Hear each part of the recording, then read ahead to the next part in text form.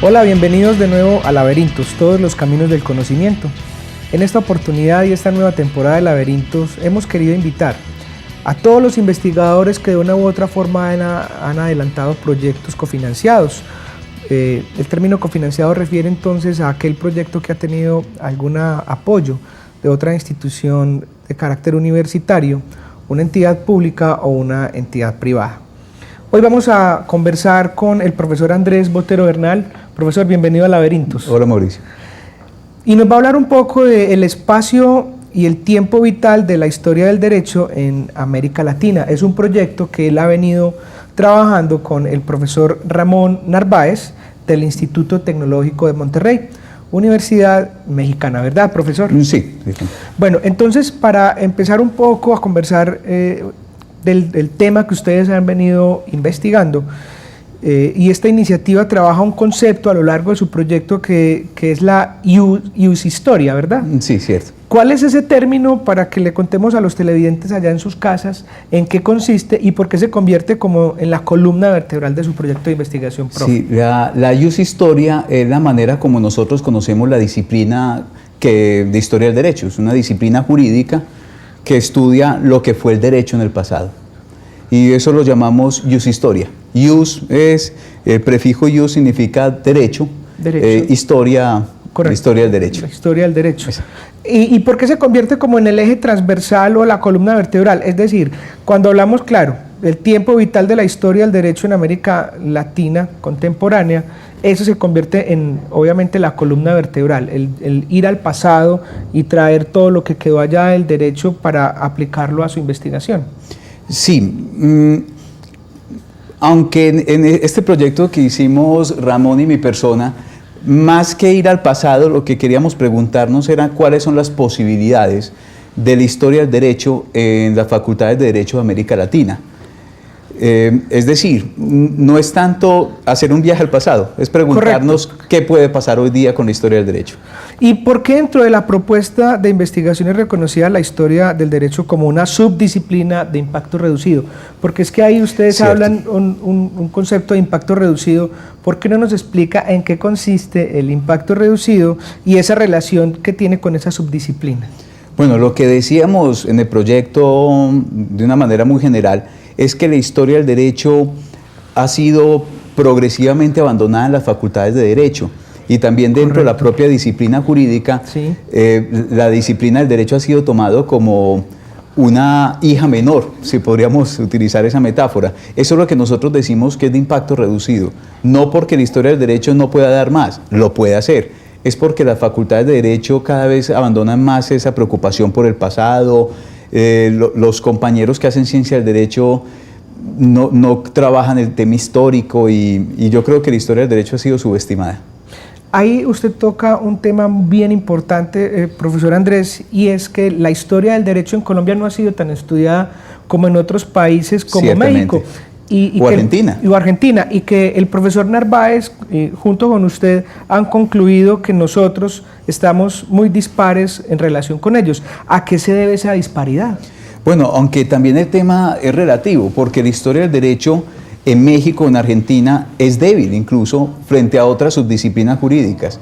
Pero si comparamos lo que hacemos de historia del derecho en Colombia con lo que hacen en historia del derecho en Argentina o en México, pues nosotros observamos que estamos en años iniciales, por así decirlo.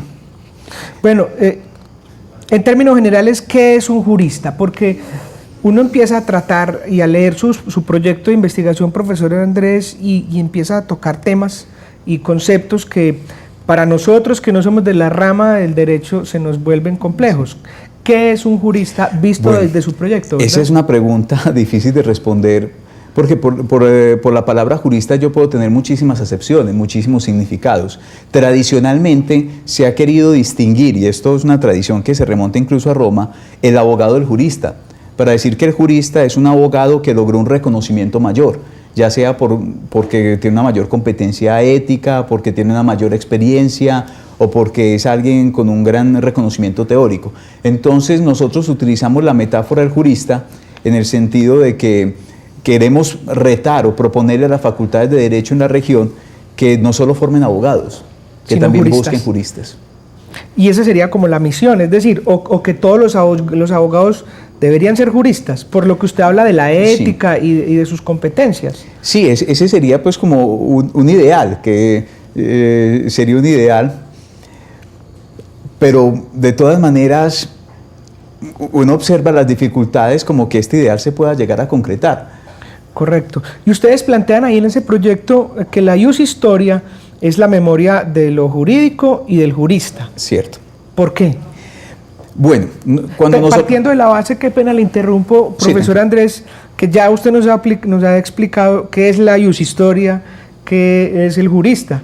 Entonces, con esos dos conceptos que ya los televidentes en sus casas tienen ya claro, entonces esos dos conceptos, ¿por qué se convierte entonces que es la memoria de lo jurídico y del jurista? Bueno, cuando nosotros nos preguntamos de cuál tendría que ser la misión de la historia del derecho en una facultad de derecho o en la ciencia del derecho, pues nosotros planteamos que la misión de la historia del derecho es hacer en memoria. Es más o menos como la función que tiene la abuela cuando le cuenta a los nietos la historia de una familia. La historia de la familia, qué sucedió. Esto sería más o menos lo que debería ser un historiador del derecho. Recordarle a los estudiantes, recordarle a los abogados que el derecho tiene historia, tiene una historicidad, que los fenómenos jurídicos no salen por el azar, de que hubo culturas jurídicas que pensaban distinto a la actual. Reconocer entonces que la historia tiene todo un trasegar detrás y que ese trasegar determina incluso las culturas de hoy es lo que nosotros llamamos memoria. Pero no solo hay que hacer memoria del saber jurídico, también hay que hacer memoria de lo que eran los abogados en el pasado. Por eso es que hablamos memoria de los abogados y memoria de lo jurídico. Correcto. Entonces, por ejemplo, ¿qué estudiaban los abogados en el pasado? Correcto. Ya. O cómo pensaban los abogados de hace 2, 3 siglos. Cómo se entendían las culturas jurídicas. Eso es lo que nosotros llamamos hacer memoria. Ese término está bien interesante y con ese término memoria vamos a retomar el próximo segmento. Yo le invito, profesor Andrés, con mucho gusto, y a ustedes a que veamos los siguientes mensajes institucionales acá en Laberintos, todos los caminos del conocimiento. Ya regresamos.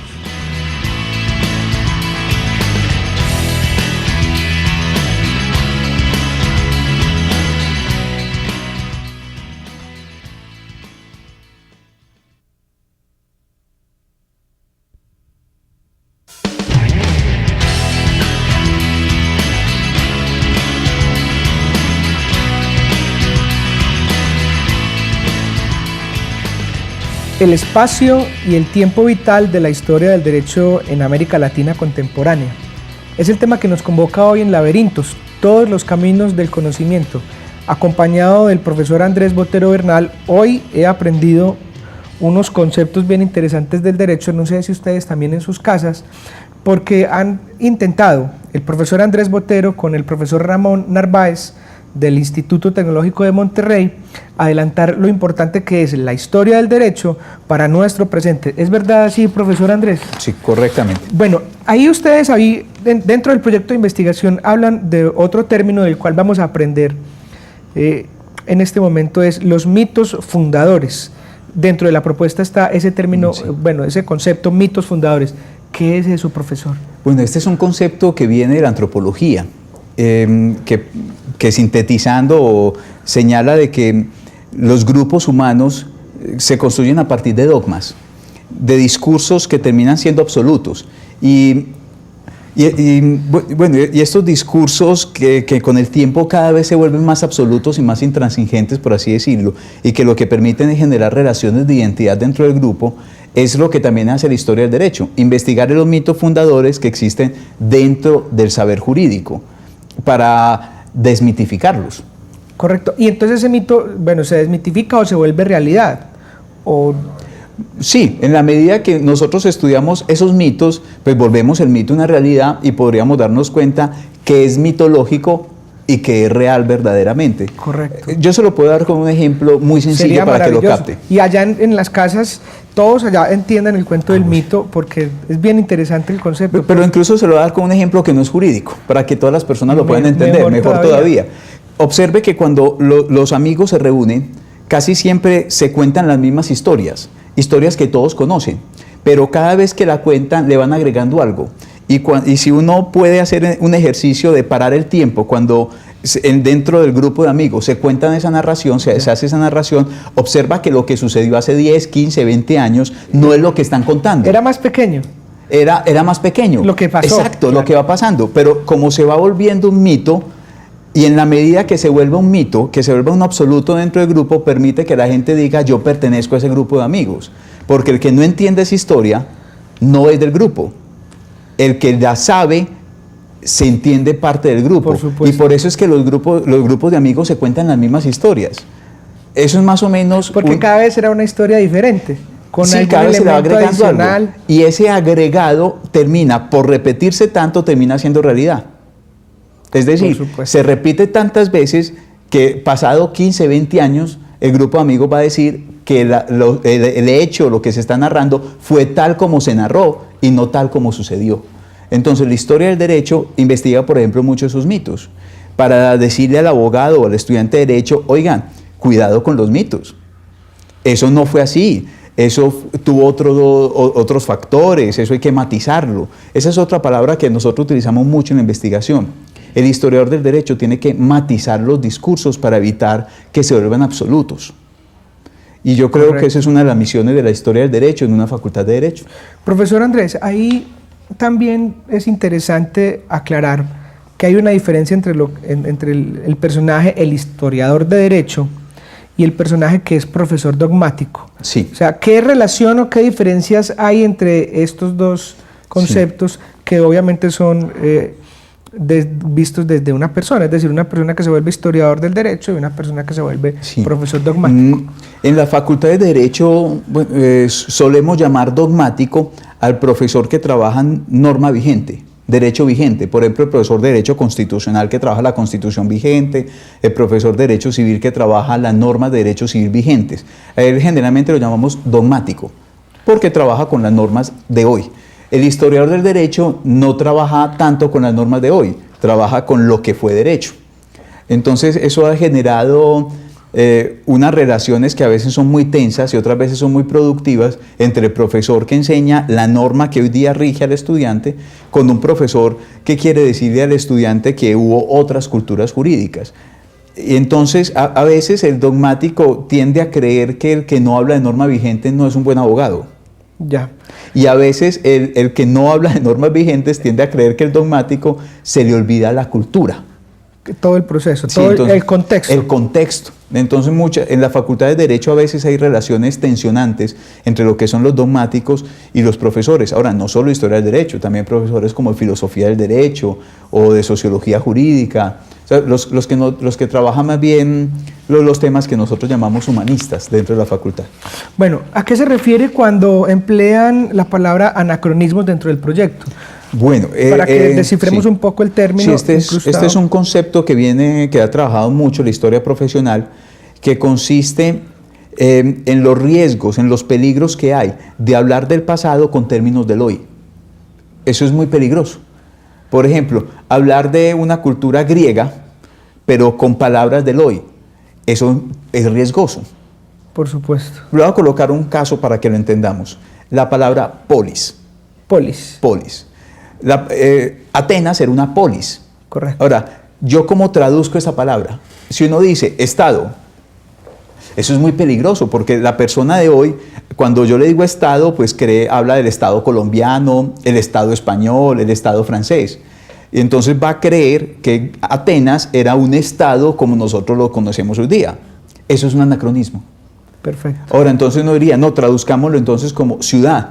Y me ha pasado una experiencia con mis estudiantes, que cuando yo les digo la ciudad de Atenas, ellos asocian lo que entienden por ciudad hoy día, que es un problema urbano, construcciones, calles, edificios, con Atenas. Entonces creen que yo estoy hablando de la ciudad urbana de Atenas, lo que estaba dentro de las murallas. Cuando polis no es un concepto urbano, polis es un concepto político que va mucho más allá de la estructura física. Entonces, eso es lo que sería